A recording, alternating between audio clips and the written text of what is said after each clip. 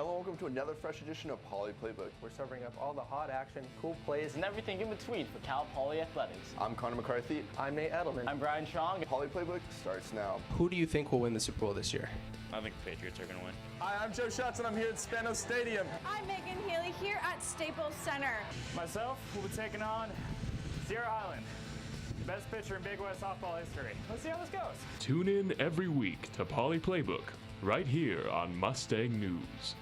Hello, and welcome to another fresh edition of Poly Playbook. We're serving up all the hot action, cool plays, and everything in between for Cal Poly Athletics. I'm Jay Serrano. Poly Playbook starts now. Men's basketball traveled this weekend to face off against Cal State Fullerton this past Thursday and Long Beach State Saturday night. Senior point guard Donovan Fields came out strong and scored double digits for the 20th time this season with 20 points for Cal Poly away against Fullerton Thursday night. Fullerton took control of the game in the second half with a strong free throw percentage and led 86-75 for a victory over the Mustangs. Fullerton set a new game single record for free throws for Cal Poly opponents, sinking 35 out of their 49 attempts.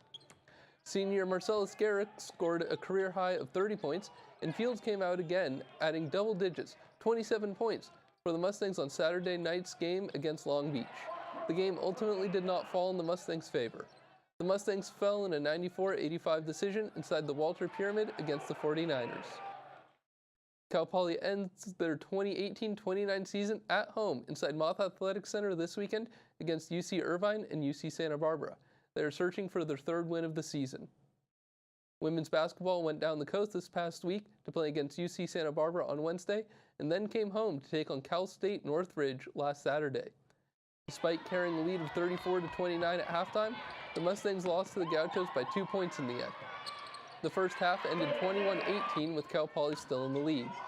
The third quarter was a battle as the ball went back and forth with both teams scoring only 11 points each. Neither team scored until 6 minutes and 31 seconds remained on the clock in the final quarter. The Gauchos made 4 free throws again, which put them ahead, and with 16 seconds left, senior Di Staley hit a three-pointer, but it was not enough to win, ending the game 44-42 Gauchos. The Mustangs could not catch a break as they were defeated by the Northridge Matadors on Saturday at 61-49. At one point during the second quarter, the teams were tied at 27 points each, which soon slipped away after halftime.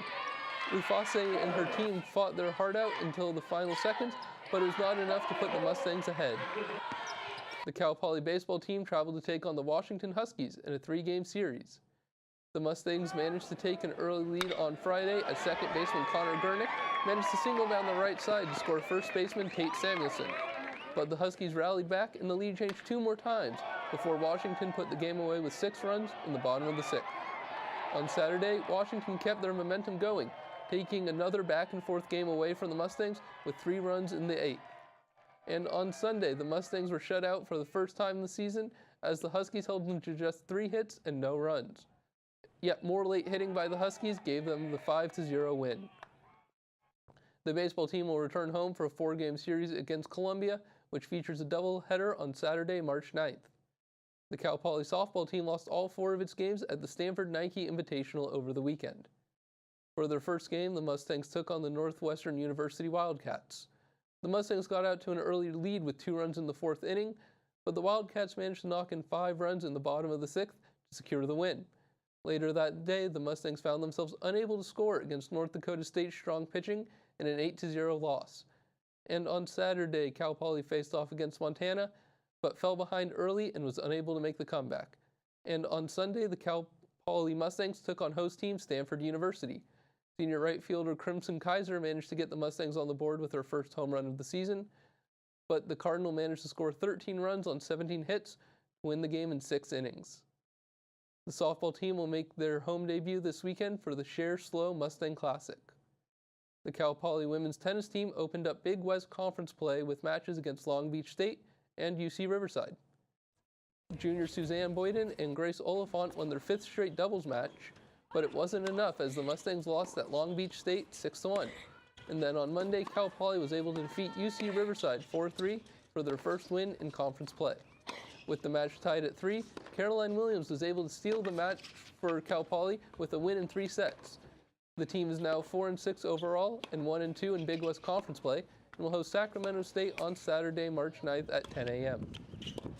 After trailing 3-0, the Cal Poly men's tennis team couldn't complete their comeback and fell to number 22 Arizona 4-3. Senior Josh Ortlieb cruised to victory, winning in straight sets 6-3 and 6-3. Freshman Gary Vardanyan improved his single record to 6-0 with a win in straight sets.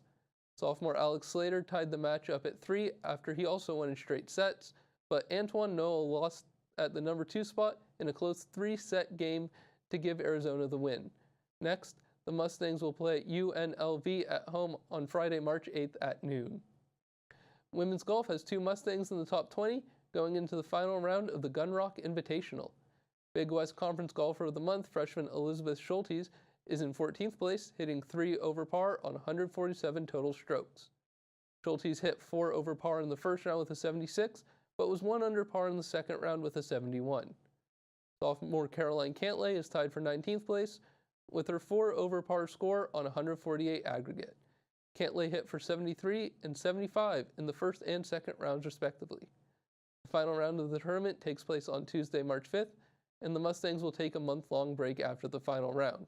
They will not return to action until April 8th and 9th at the Wyoming Cowgirl Classic in Maricopa, Arizona. Coming up for Mustang Sports, the baseball team will play a 4-game series against Columbia University this weekend at Baggett Stadium. First pitch on Friday will be at 6 p.m., and the teams will play a doubleheader on Saturday starting at 1 p.m. The softball team will also host the Share Slow Mustang Classic starting on Friday at Bob Jansen Field. The team's first game will be on Friday at 3 p.m. And the men's basketball team will play their senior night game on Saturday at Mott Athletic Center at 7 p.m. against the rival UC Santa Barbara Gauchos. Mustang News will be broadcasting the Mustang Game Day pregame show starting at 6 p.m., and the show will be available on mustangnews.net. Well, that's all the Poly Playbook sports action we have on the show. You can follow us on Instagram and Snapchat, or you can log on to mustangnews.net for continuous Cal Poly sports coverage. I'm Jay Serrano. Have a great rest of your week.